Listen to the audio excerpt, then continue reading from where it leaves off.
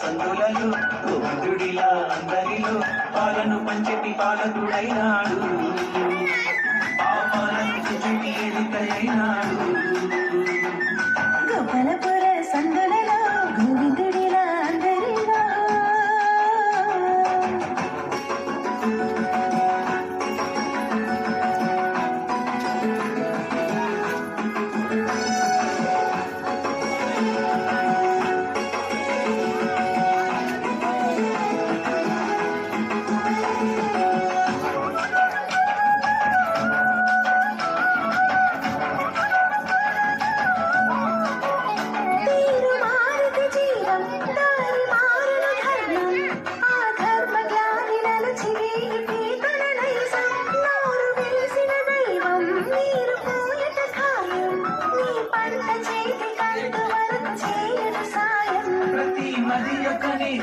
ప్రతిమ కదియే క్షేత్రం ప్రత్యక్షమై చేసినాడు ప్రవచన సేద్యం.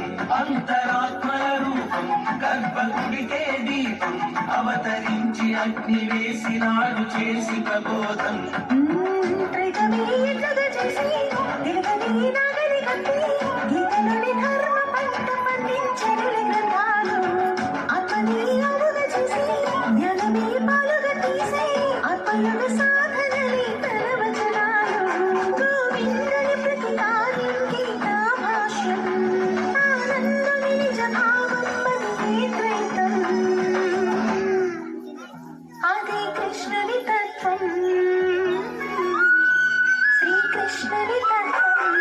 గోపాలపుర సందులలో గోవిందుడిలా అందరిలో గోవుల్ని మెప్పటి గారికైనాడు, తన జీవుల్ని కాసటి కాపరి అయినాడు.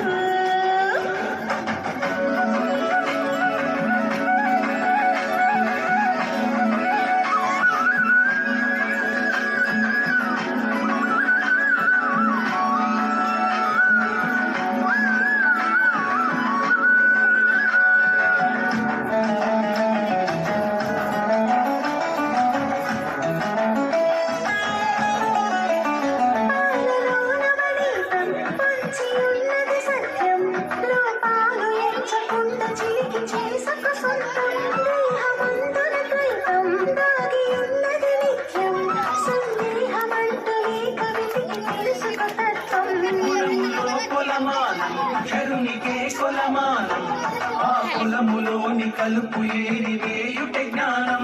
శిరములో గుణహారం శిశువుకే తలభారం ఆ గురుగులన్నీ వేరు పరచు సేద్యమే యోగం.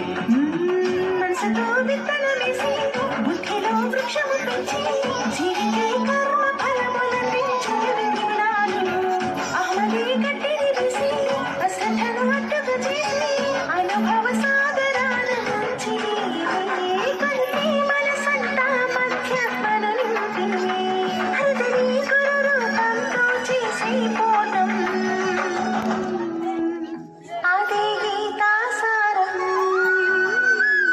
భగవద్గీతా సారం. గోపాలపుర సందులలో గోవిందుడిలా అందరిలో గోవుల్ని మెప్పటి గారికైనాడు, తన జీవుల్ని కాసటి కాపరి అయినాడు. గోపాలపుర సందులలో గోవిందుడిలా అందరిలో పాలను పంచటి పాలకుడైనాడు, పాపాలను తుంచటి ఎలికైనాడు. పాలను పంచటి పాలకుడైనాడు, పాపాలను తుంచటి ఎలికైనాడు.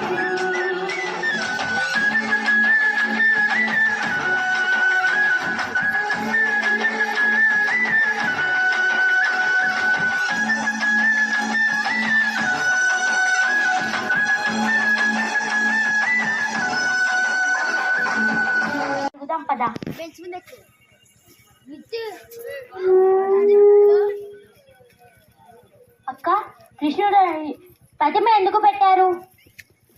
ఈరోజు శ్రీకృష్ణ జన్మాష్టమి కాబట్టి ఆయన ప్రతిమను పెట్టాం. కృష్ణుడు అంటే ఎవరు? రూపనామ క్రియారహితుడు దేవుడు. ఆయన భూమి మీద అధర్మాలు చెలరేగినప్పుడు రూపం ధరించి భగవంతుడిగా పుడతాడు. ఆయనే ఈ శ్రీకృష్ణుడు. అందుకే మనము ఈరోజు శ్రీకృష్ణ జన్మాష్టమి జరుపుకుంటున్నాం. అక్క, ఆయన ఒక్కడే భగవంతుడా? మంచి ప్రశ్న. కావచ్చు, కానీ మనము భగవద్గీత ఆధారంగా శ్రీకృష్ణుడు భగవంతుడని గుర్తించి ఆయన జన్మదిన వేడుకలు జరుపుకుంటున్నాం. ఆయన తండ్రులు ఎవరు? ఆయన ఎలా పుట్టాడు? ఆయన కారాగృహంలో దేవకి వసుదేవునికి అష్టమి రోజున పుట్టాడు. అష్టమి రోజున ఎందుకు పుట్టాడు? పౌర్ణమి నుండి అమావాస్యకి 15 రోజులు, అమావాస్య నుండి పౌర్ణమికి 15 రోజులని ప్రతి ఒక్కరికి తెలుసు కదా. పౌర్ణమి నుండి అమావాస్యకి మధ్యలో అష్టమి వస్తుంది. అలాగే అమావాస్య నుండి పౌర్ణమికి 15 రోజుల మధ్యలో అష్టమి వస్తుంది. పౌర్ణమి నుండి అష్టమికి 7 రోజులు, మధ్యలో అష్టమి, మళ్ళీ అష్టమి నుండి అమావాస్యకు 7 రోజులు. అంటే పౌర్ణమి నుండి సప్తమి వరకు 7 రోజులు, మధ్యలో అష్టమి, తర్వాత నవమి నుండి అమావాస్య వరకు 7 రోజులు, అంటే 15 రోజులు. ఇది ఇక్కడ సమానం చేస్తే మధ్యలో ఒకటి మిగులుతుంది కదా. అలా ఎందుకంటే ఆయన ఆ రోజే ఎందుకు పుట్టాడు అంటే పౌర్ణమి నుండి అమావాస్యకి మధ్యలో ఆయన అష్టమి రోజు వస్తుంది. ఆయన ఆ రోజు పుట్టాడు. పౌర్ణమి అంటే వెలుగు. వెలుగు జ్ఞానానికి చిహ్నం. అమావాస్య అంటే అజ్ఞానానికి చిహ్నం. ఆయన భగవంతుడు, దేవుడు అంటే ఎవరు? జ్ఞానం నిండినవాడు. అంటే ఆయన ఒక జ్ఞానం. అమావాస్య అంటే చీకటి. ఆయన రూపం ధరించి ఈ భూమి మీదకి వస్తున్నాడు కదా. అంటే ఈ భూమి ఏంటి? ఈ భూమి అంతా అధర్మముతో నిండి ఉంది. ఆయన రూపం ధరించి భూమి మీదకి వస్తున్నాడంటే జ్ఞానం నుండి అజ్ఞానానికి వస్తున్నాడని అలా దానికి గుర్తుగా అష్టమి రోజు ఎందుకు పుట్టాడు మధ్యలో అంటే ఆయన జ్ఞానానికి అజ్ఞానానికి సంధి లాంటి వాడు. ఇటు నువ్వు జ్ఞానానికి వెళ్ళాలన్నా ఇటు అజ్ఞానంలోకి వెళ్ళాలన్నా ఆయనే నీకు మూలం. అందుకని అష్టమి రోజున పుట్టాడు.